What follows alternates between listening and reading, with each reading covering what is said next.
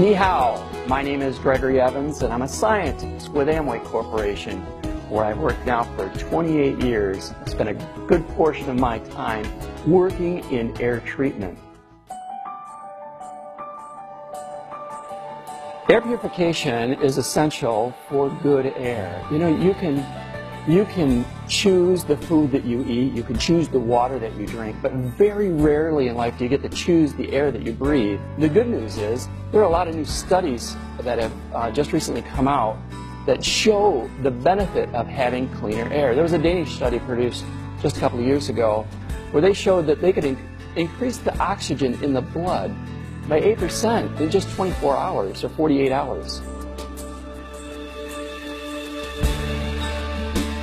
PM2.5 is particulate matter that is 2.5 micron and smaller.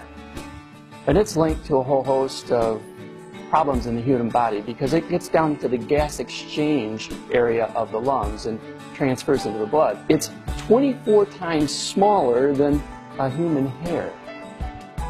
But atmosphere has no problem removing contaminants that are 2.5 microns in size. In fact, atmosphere, its removal rate of those contaminants drawn into the system, they'll be removed by 100%.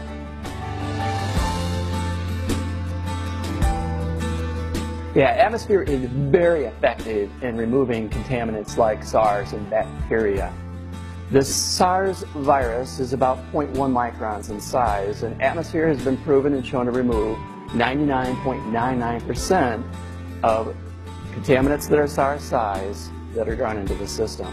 Bacteria is a little larger. It's easier for us to remove because it can't get through the fibers as easier. So its removal rate is 100%.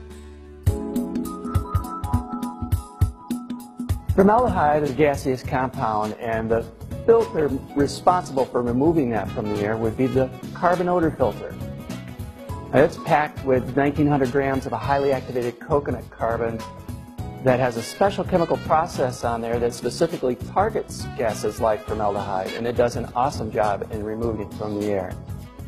We have an enormous amount of surface area, and that surface area is responsible for attaching and collecting odorous contaminants. And the more surface area you have, the better you are at reducing odors.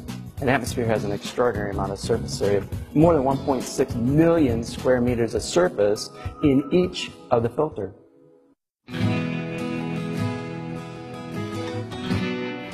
No, you cannot clean the HEPA filter.